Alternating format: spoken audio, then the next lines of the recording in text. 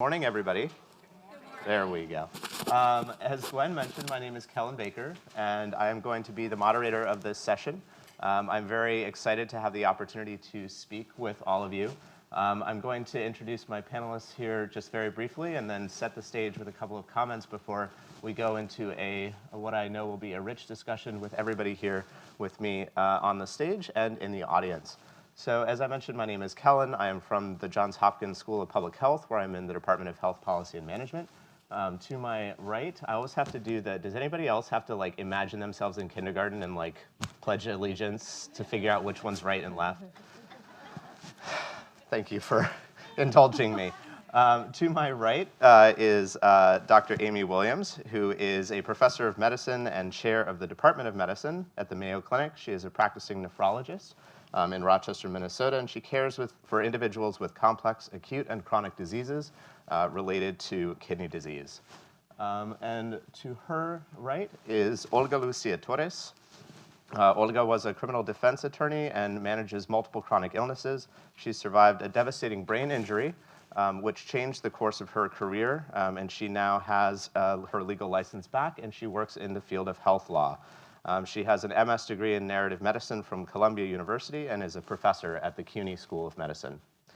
And our last, but certainly not least, and the person who has traveled the farthest to be here, Alma McCormick, thank you so much for joining us. Alma is a member of the Crow Nation, and she is the executive director of Messengers for Health, a Native American 501c3 nonprofit that is located on the Crow Reservation in Montana. Thank you all so much for joining us today for this conversation. So what I wanted to talk about just briefly before, again, we open up this conversation more broadly is this question of that two-way bridge of trust between patients and providers. In May, we had the policy consortium that talked specifically about genomic medicine and talking about personal and cultural barriers specifically to genomic medicine. And a lot of that was about the difficulties that patients have in trusting providers. And particularly from my perspective as somebody who comes from the Johns Hopkins University, recognizing the reasons that patients don't trust providers are complex, deep, and true. The Johns Hopkins School of Medicine in particular has a long history, unfortunately, of exploiting the patient populations who came to us for help. That is not to say that providers are ill-intentioned. It is not to say that providers are trying to hurt us, their patients, but it does mean that there is a complex relationship between patients and providers that is threaded with power and is vulnerable to the same kinds of issues that make it difficult for us to trust folks in power in all kinds of areas of our lives. We just need to look, for example, at the historic lack of trust, for example, in government these days, to see some of the ways in which power makes it difficult for us to reach across bridges and to build true relationships with each other. So one of the particular issues that I focus on is LGBT populations, so lesbian, gay, bisexual, and transgender people. There are all kinds of reasons why different patient populations might not trust their providers. For me, for example, as a transgender person, I have the experience of literally not being believed about the basic aspects of who I am. What is my name? What is the pronoun you should use to refer to me? What is my quote-unquote true sex? Does it matter? When I'm telling my story in a conversation with a provider, I am exposing myself to the type of judgment and the type of lack of belief in who I am, what I know about myself, that if we don't manage it properly, that entire relationship goes up in smoke. I cannot tell you how many relationships with providers I have lost because I don't trust the provider, and the provider shows by all kinds of ways, both macro and micro, whether the electronic medical record doesn't have information that truly captures who I am, what my body looks like, and what types of screenings, for example, I might need. Or whether it's things like people talking to me and refusing to use the correct pronoun, he, him, in case there's any question, right? These are the types of things that many of us take for granted when we go into a doctor's office. But that question of how to work with a provider as a patient is something that many of us have had to learn from the very beginning. the very first time we enter a doctor's office and try to explain who we are and this is what we need. And figuring out how to make sure that the provider is hearing us and trusting us is a complicated task. And all too often it is put solely on the patient's shoulders. And that's why I'm so excited that we're having this conversation today, because for me, a huge part of this conversation is about providers understanding their role and not just looking at patients' identities as something to be managed or overlooked or, well, I don't really mind that you're transgender. I mean, I treat everybody the same. That's nice, but also we're not the same. There are all kinds of reasons that each of us is an individual and that we need that provider to believe us when we are telling them who we are and what we need, whether it's our experience with race or ethnicity, whether it's the language that we speak at home, whether it's our experience with a disability, whether it's our gender identity, our sexual orientation, any of these aspects of who we are that shape our experiences, and we need providers to believe us when we say, this is our truth. So I want to ask our panelists a little bit about their experience with this question of building bridges, building trust between patients and providers. I know that this is something that many of us feel incredibly passionate about, and I wonder, Amy, if you could start us off with what is it that moves you about this issue? What is it that brought you to this stage today to talk about this with us? Yeah, well, I have the absolute honor to care for a population of patients that are incredibly vulnerable. And those are individuals that have advanced progressive chronic kidney disease and end-stage renal disease.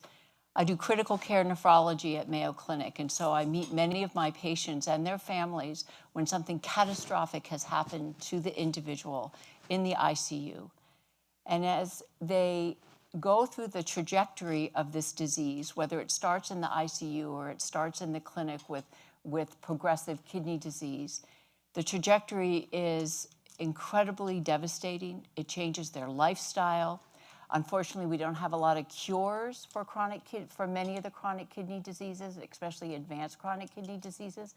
And you could say transplant's a cure, and transplant is a great option, the best option, but you develop another chronic disease with that. And there are very few individuals who have chronic kidney disease who only have one disease. They have multi-organ disease. So every day when I see patients, I see individuals that have such a high burden from their disease that our goal as a team at Mayo Clinic, as a team that includes the patient, is to decrease the burden of their chronic disease in order for them to be successful managing their disease. Because the average number of medications or pills that somebody on dialysis takes is 38 a day. And that's pretty amazing there just to manage that. So I have a colleague, Victor Montori, who talks about the burden of disease and how to decrease the burden. We all have the burden of our life, and it goes like this, depending on what's going on. And let's say our capacity to manage stress, burden, we'll just say, is here. And you're functioning here and you're doing really well. Your children, your parents, your partner, everything, your job is going fine. And then you are hit with a complex chronic disease, and you can think of many of them. And all of a sudden, your capacity to manage your life is way below the amount that you have to manage. And so our goal is to decrease the burden of chronic disease so that people can manage that and be successful managing their disease. And without trust between the patient, their family, because it affects everybody's family, and their loved ones and their friends, and their team, their medical team, this falls apart. You can't help somebody really manage the burden of their disease to be successful in doing that. And so that's why every day watching medical teams struggle with this, watching patients struggle with this, that's why I'm incredibly passionate about it, because the goal is to make sure that we do everything we can on the medical side so that people can be as healthy as they possibly can be, no matter what medical burdens they're carrying.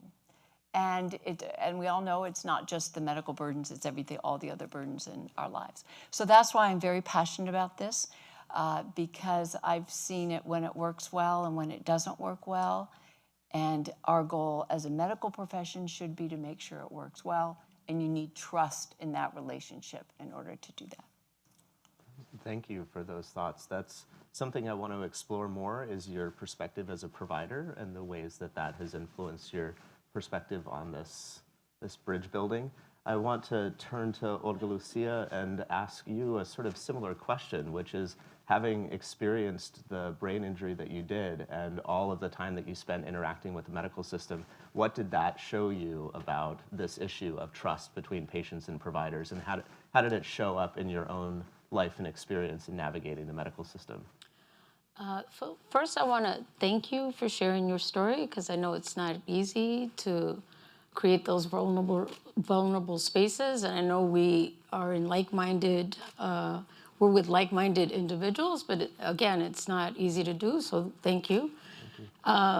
So I had been managing lupus and 2 other autoimmune diseases, in addition to a pituitary adenoma and some other health issues, because I go big or I go home. And Overachiever. yeah. And then I was hospitalized for routine dehydration and given, for all the doctors here, hypertonic IV, which is just sodium with about 3 times the amount of sodium, right, than a normal bag of IV, and was told that every 4 hours or so my blood would be drawn. Long story short is, after 2 days, my blood had not been drawn. I was Spanish speaking, it's my first language. I was with my family, I was speaking Spanish. I had a lot of visitors. I was, if you will, an unruly patient at the end of the hall at the hospital. And on that second night, I entered into a coma. I was resuscitated, put on life support machines. So despite being an attorney and having gone to really good schools, I was seen for what they saw on the outside and not for the patient that I should have been treated for. So despite having what I thought was a good patient, I knew my medicines, I advocated for myself, I was treated as just, I was a young person that I think, as Gwen put it, you're fine, you're healthy, you're just sort of overreacting, we'll draw your blood when we get to it. It took 6 years of inpatient and outpatient rehabilitation for me to learn how to walk, talk, and take care of myself again. I had to switch hospitals, rehabilitation centers, because at the first one, they said, at best, we'll teach you self-care, but you'll never be a lawyer again. And I just knew that I could do better than that. And in the process of all of these just insane amount of doctor's appointments, I realized I was terrified of doctors, but the only way that I could get better is if I learned how to, sorry, I feel like, there you go, was if I learned how to trust doctors again. I had to learn how to make the first attempt at trust, because otherwise, how would I get better? I needed medical care to get better. I needed medical care to stop the seizures that I was left with after the brain injury. And so I was the first one to make that attempt to cross that bridge, but I knew that something had to change. So I paid very close attention, and I realized doctors show up as professionals. I needed to show up as a professional. And for me, what that meant was that I needed to show up prepared. I needed to know what were my last lab results. I needed to know all of my meds. I needed to make sure that an error like the one that had already happened to me would not happen again. I mean, I'm sure we'll talk about it later, but on my website, I have a form for a medical resume, right? We all have our CVs, our resumes, but what about for our health? So on my website, I have a medical resume, long form and short form, again, because I'm an overachiever, we should have both. so people can just download and input all of your information, medicines you take, your health information, your allergies. You can, anyway, all of that information there. So I bring that to my doctor's appointments. There's no doubt. I want doctors that I go to see, I want them to be impressed with me. I want there to be no, I want to make that first attempt to establish a good relationship, and ultimately so we can trust and work together. So that was my experience with having to learn how to re-trust doctors, if you will. Mm-hmm. Thank you so much for sharing that story. As you said, I know that opening ourselves up with these kinds of stories and this type of vulnerability is something that we as patients are often asked to do. And one of the things that I also think is important is thinking about where does that vulnerability come from for providers, right? So one of the things that I hope we'll talk more about is one of the ways in which providers can open themselves up with a similar type of vulnerability in order to help build that bridge that is because of who we are, not despite it. Right. So thank you, Olga Lucia. And Alma, can you tell us about, from your experience on the ground in the reservation, the Crow Nation, what has been your experience with this bridge or lack thereof of trust between patients and providers, and how has it impacted your life and your advocacy work? Okay. First of all, I'd like to just greet you in my Crow language. Shodaje. Ichik diwagum. Nawabe chik. So I just greeted you, and it's good to see each one of you, and that today is a good day. And so I am honored to be here as a part of this, just to share the experience that we've had amongst the Crow people. I am Crow Indian, and the work that I've done has been primarily in community-based participatory research with a great research partner who has worked with us since 1996. And so a long relationship. And the key to begin to address the health of our people began with building that trust. And so over the years, as we began to just work with people, and what we have in the Crow community as far as healthcare is the Indian Health Service. And going back to even historically, our people trusting somebody, there's always been kind of a barrier that they've had. Unfortunately, it just has been there that our guard is up.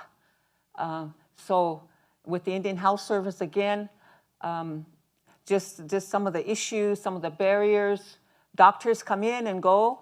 So really, it's been quite a challenge for people to build trust. But from our program, Messengers for Health, combining the research, pretty much just building a bridge, even with a researcher in our community, people in the community knowing us too, knowing me. And I have to express that the passion for the work I do comes from losing my own little twin daughter to cancer.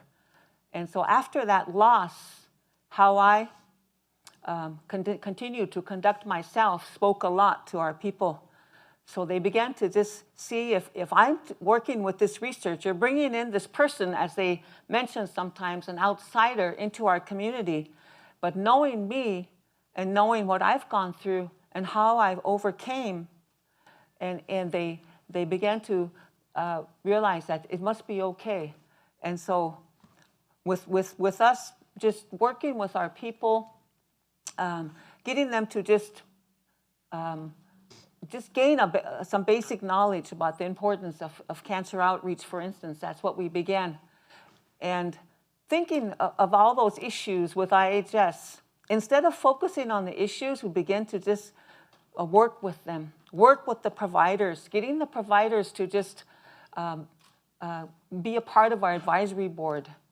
And let's work together. What can we do to improve these barriers of this mistrust, the lack of confidentiality? It seems like it's poor quality of care. Some people feel like they expressed it, that we feel like we're guinea pigs. These doctors come, they're just here to do their time, and then off they go. So, and with many of our people, the majority, there's a good percentage of our people that speak our language. It's our first language. It's my first language. And so that communication sometimes becomes a challenge. They feel like they can't face, they can't look at someone in the eye. It's kind of the respect, we kind of look down sometimes instead of looking people right in the eye. So some of those things really was causing maybe some, the communication wasn't as effective. So working with the providers at IHS, kind of linking up some of our lay health advisors, whom we call messengers, with new providers as they came in. And so we did a lot. And as one Crow woman mentioned, it really is a partnership, 50-50, she said, between you and your provider. And what we didn't emphasize was like, okay, when you want to work with us, and as a provider, you need to learn all about our culture in order for you to communicate with me and help me. But instead, and as it was mentioned earlier, we began to just empower our community people to know that what is going behind closed doors at IHS, that for the reason why you're sitting in the waiting room for so long. And let me tell you, there's been misdiagnoses, true that there's been, quite some issues, but yet to just work with them, work with what we have there, work with our people, encouraging them, providing them with tools of just being able to ask questions. So we developed a couple of videos. We've our current research project, we are just helping people just, maybe write down their questions. I really like what she shared about just being prepared, that you're prepared too when you go for your visit. And so really with all the work that we've done and working together and just coming at it in a more positive approach rather than concentrating on the issues, that it really has made a difference. It's really made a difference in the lives of our people. We're continuing, but trust is key. Trust is key, and when these people, the most common response when we interviewed community people was, I want someone who's thorough. I want someone who's concerned. And people have that discernment. We can discern when our provider, this person, is truly concerned about us. And so if we feel that, then it makes all the difference in the world to feel that comfort, to be able to express yourself. And I know I can go on, but I don't know. I think I had about 5 minutes, but I think I'll stop there for now. That's wonderful. And again, thank you for sharing these stories. Amy, I think that kind of, in terms of the stories that have been shared of the experiences that we have had as patients of sharing aspects of who we are in order to try to build that bridge with a provider, what are some of the aspects of your own personal identity that you bring to this conversation with your patients from a provider's standpoint? That's a really complicated question. I appreciate all that you all have said, and I've learned from you just sitting here. Getting ready for this panel, I had to really think through that. And I think one of the most important things is we need to teach in medical school and in residency how to truly be authentic and to bring yourself into each of these discussions, and how to really have a conversation that includes huge amounts of humble discussions. Allow yourself to be vulnerable. Be very willing to say, I don't know, but I know where I can find out. Ask about preferences. And the other is to really understand who the patient is before you walk into the room, to meet them for the first time, and what their background is, and get help understanding some cultural differences. There's a lot of help out there. But the big thing is that just being authentic, being honest, being humble, and telling them a consistent message, not getting everybody confused in the room. It takes a while to develop a relationship with a patient. Many times you meet your doctor at a time when you are at your most vulnerable, and all of us have been in those situations. and you're hoping to find an absolute answer, but they may not have that absolute answer. And so as the patient, to just continue to ask the doctor the same question over and over again until you come to that understanding. I do want to tell a story that what we did in our dialysis system in Rochester, where we have a lot of international patients. We have patients from all over. We're a little bit the safety net hospital for the world, let alone our states around us and for much of Minnesota. And we wanted to improve the care of our patients. So what the providers did was we said, okay, we know our patients. We see them 3 to 6 times a week, depending on what kind of dialysis they're on. We know exactly what the trajectory of their chronic disease is, and so we marched that out, and it was a straight line. And then we were given a gift from Mayo Clinic, from our Center for Innovation, and it was a designer. Totally different skills that any of us have. And what she did was she lived with our patients' families. She came to dialysis with them. She went to the hospital with them. She went grocery shopping with them because they're on such restricted diets. And then she came back and she shared her findings. And the quote, she had incredibly powerful quotes from patients. And the quote that made the room just stop was, "Patients don't get vacations." You know, when you think about that, that tells the story. And neither do their families. I get vacations from my patients, although I think about them, but I don't live their disease with them. And as a provider, there's no way we can really understand what it's like to be in that patient's shoes. So we need to continue to just listen and gain that trust with our patient that we are listening, and they can feel very empowered to call out our biases or to just say, Amy, you have no idea where I live. You have no idea why I can't pay for my medications. The fact that I have a child with mental illness so I can't get to dialysis on time, that sort of thing. You need to be able to have those conversations. They also looked at the patients across the board, and this designer put together 8 personas that honestly, in each of those personas was bits and pieces of every single patient I'd ever met. And my heart sunk, because if I would have had the knowledge that I had after that designer went in to really live with these patients, I would have been able to help my patients have better outcomes.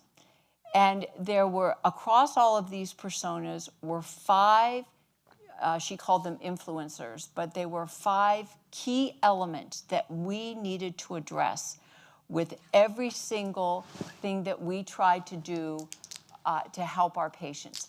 And I'm going to just read to you what these are. And they make perfect sense, and you'll all shake your heads. The first was empowerment and collaboration. This is what our patients wanted. And what that meant was effective exchange of information, set up so that there's mutual understanding and ability to have success in a partnership to really have shared decision-making. Open and honest conversations. You'd be surprised that even in the ICU, when patients are diagnosed with this or they're in critical condition, the number one question that people have is, how much is dialysis going to cost? Not realizing that Medicare pays for it once you're on dialysis, but there are a lot of other costs. But really that understanding what are their key concerns. And then improved education intervals and interpretation, which is really real-time information throughout the trajectory of their disease. Not a bunch of conflicting things, but real-time information, consistent, translated so that to the needs of the patient and their preferences. But you have to understand those preferences first and to have conversations around this. And then I found this so interesting. In chronic kidney disease, transplant, dialysis, there are big teams of people. There's the dietitian, the social worker, the physician, you name it, the pharmacist, we all round together. But the patient doesn't know what everybody's role is in that team and what their role is as the center of that team and what their caregiver's role or a family member's role is. And so what they wanted was they wanted clarification. As the physician, as the nephrologist, what's my role in managing their disease? And what can they count on me to do every single day to help them? What's the dietitian's role? What's their role? What's the social worker's role? And unless you have that and that common understanding, how can you really work as a collaborative, cohesive team? And very importantly, what is the patient's role? And part of all of our roles and our expectations is that we are honest with each other and that we share the information that needs to be understood by the whole team in order to really make those shared decision-making decisions. And all of this leads to their number one ask, is that they have empowered shared decision-making based on their preferences, not based on our preferences. So I can tell many stories of when my preference for a patient would be very different than theirs.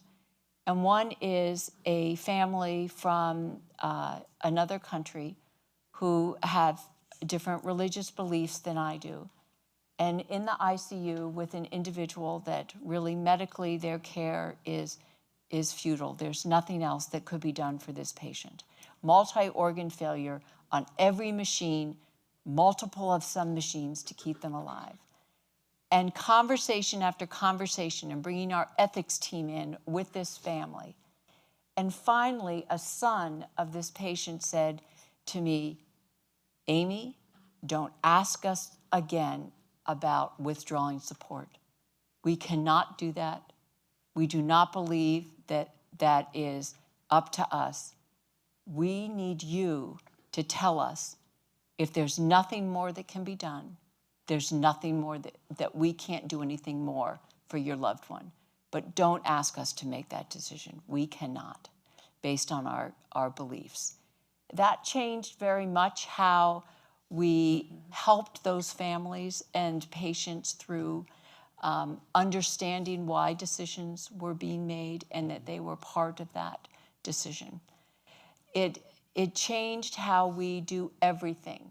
We use this in all of our complex chronic disease management teams and how to really engage patients so that they are directing their care, so that we understand what we don't have control of as the medical team, what they have control of, and then how we can bring those together to make the right decisions for patients. And it's fluid.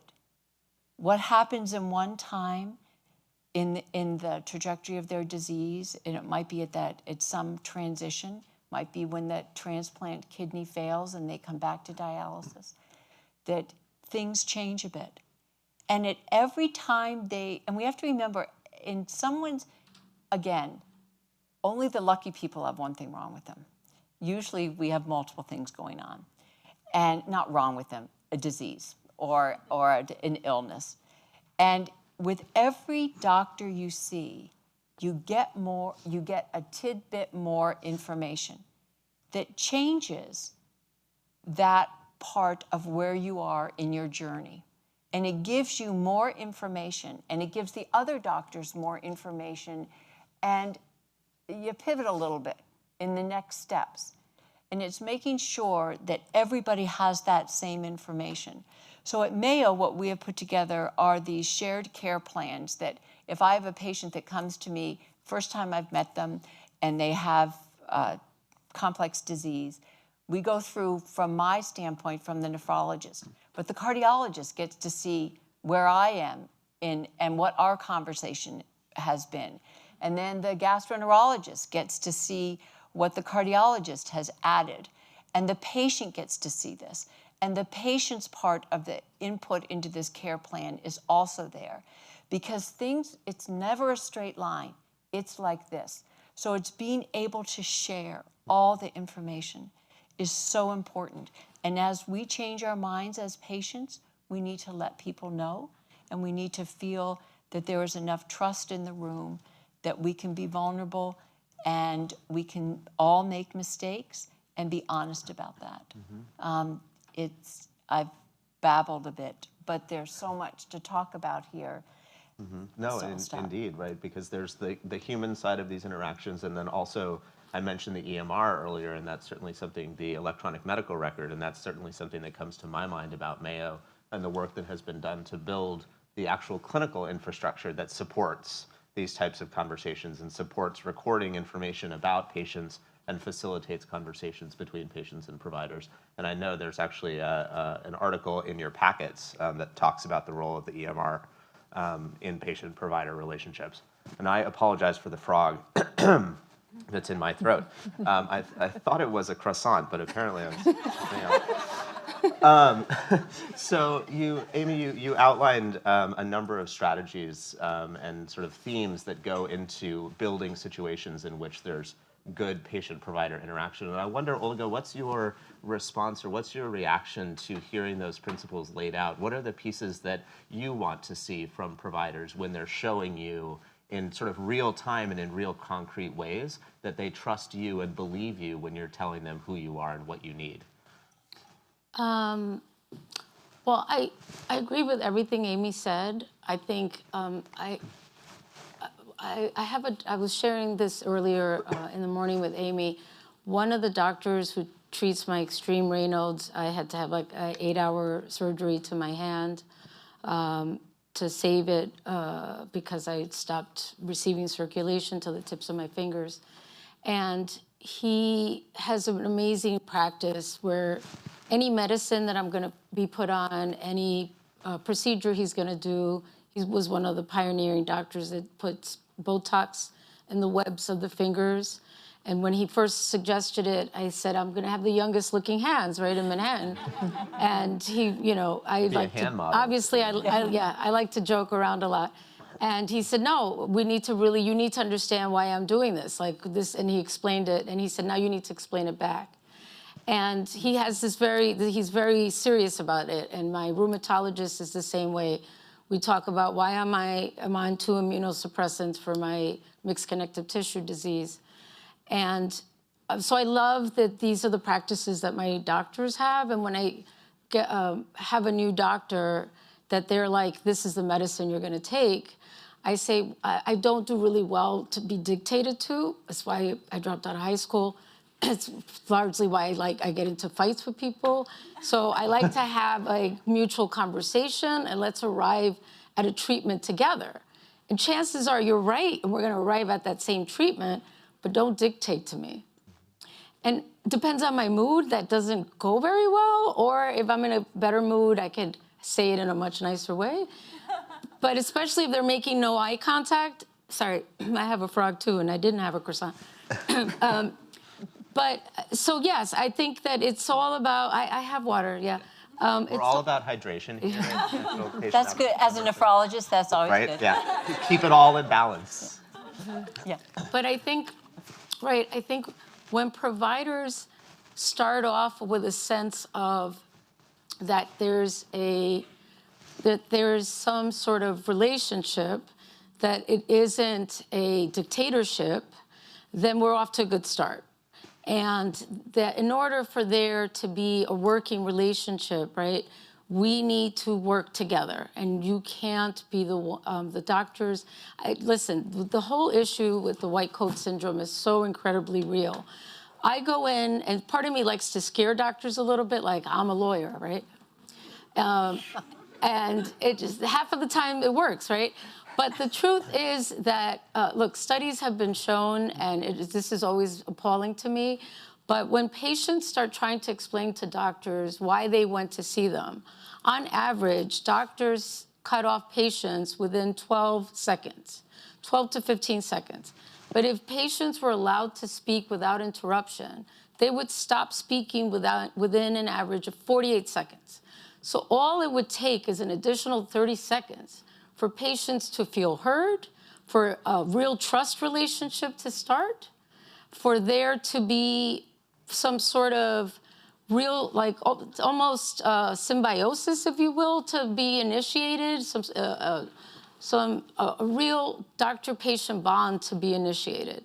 But if I'm a patient and I'm coming to see you for the first time, and this just happened recently, my lupus is really out of control in this hand. I can't hold a utensil.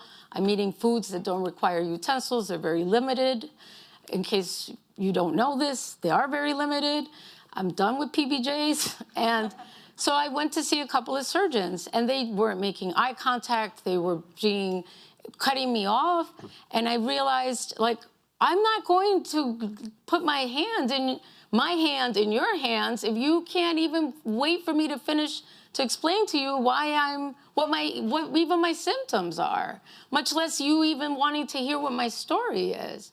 So, and this is like, you know, these studies have been repeatedly done.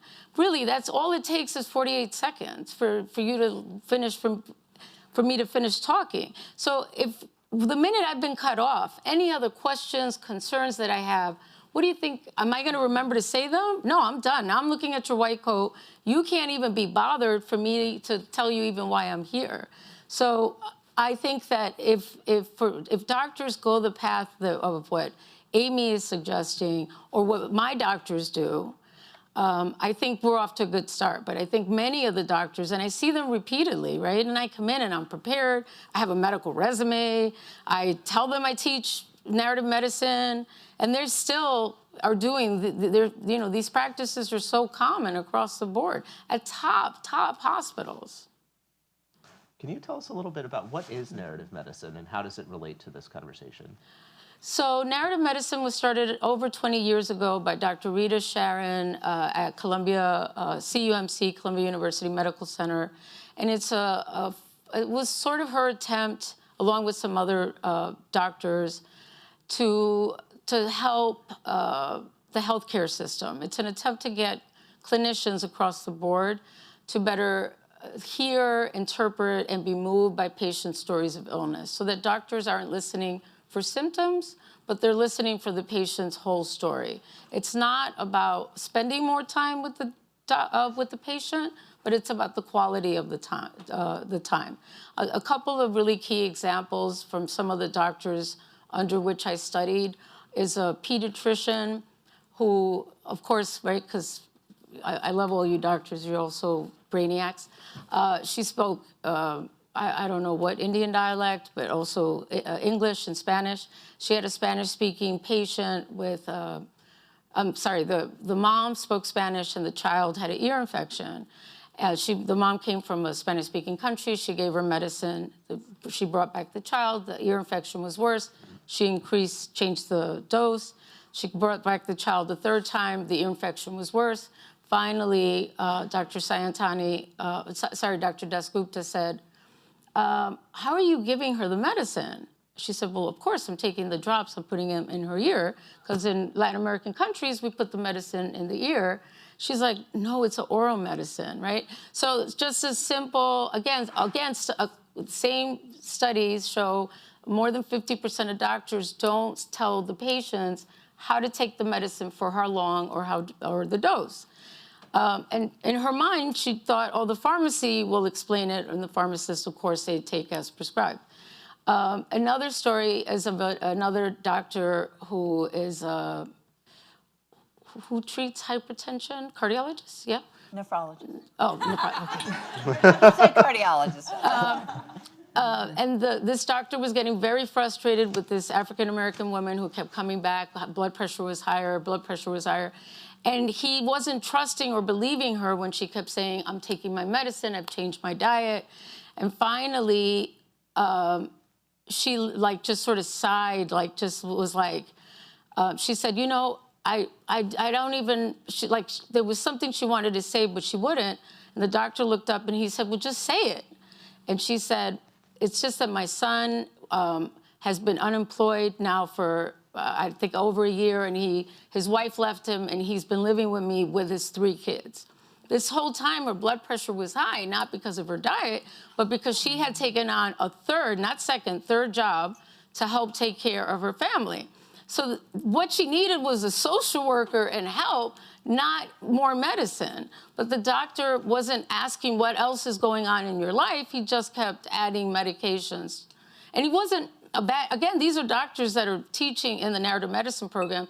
It was like when they made that shift, and I need to find out who my whole patient is, not just only the symptoms of my patient. Wow, those are some incredible examples of ways in which when the bridge doesn't exist, and all of the ways that harms patients' health, and also, I mean, wastes patients' time, right, which is another thing that I think is under-discussed in a lot of the conversations about trust between patients and providers. How many times are we asked to tell our stories over and over and over because we're getting the sense that we're not being believed, or because the response from the provider is not actually giving us what we need? But there's a lot in what you were saying about sort of the individual strength and the ways that you draw on that in conversing with providers and telling them who you are and what you need. And I wonder, Alma, could you talk to us more from a community perspective? What are some of the ways that your community, both in terms of the Crow Nation and then your partnership with the researcher that you've been working with, what are some of the community strengths that you and your community draw on when you're stepping out to work with providers to encourage them to understand your needs better?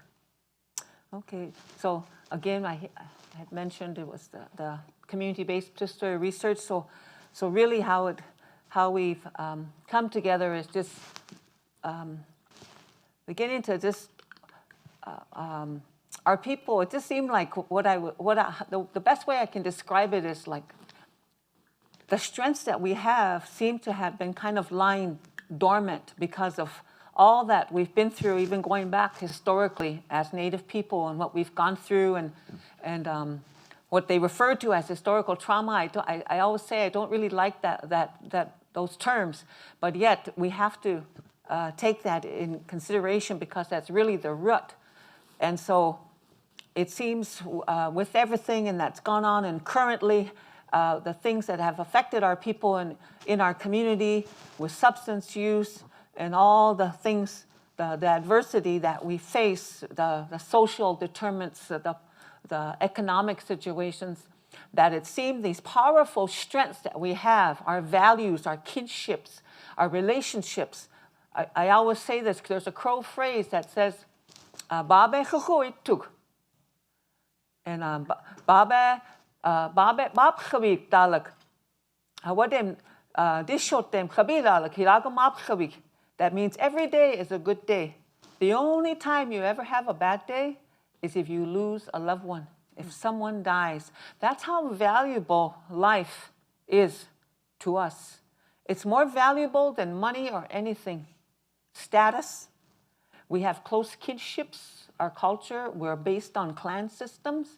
Like I'm part of this clan called the Greasy Mouth. I used to say, and you know what? It's because we got the fat from the meat, and we always had grease around our mouth. I guess my ancestors. That's probably why I like to eat, no?